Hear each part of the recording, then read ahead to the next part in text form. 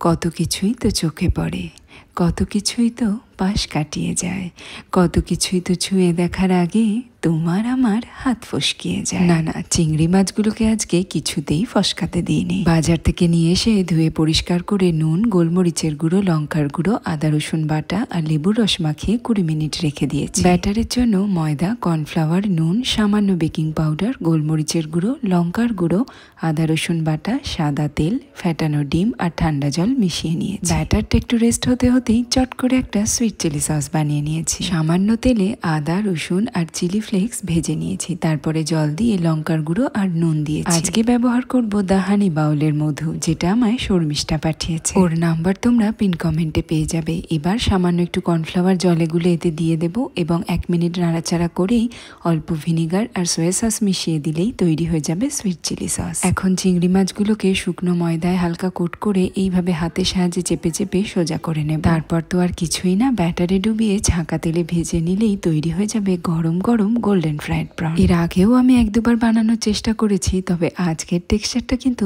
একদম রেস্তোরাঁর মতো হয়েছে। এই প্রনগুলো কিন্তু সুইট চিলি সস দিয়ে খেতে অসম্ভব ভালো লাগে, আর যদি না থাকে তাহলে কাসুন্দি বা যে কোনো চিলি সস দিয়ে খেয়ে আমায় জানিও।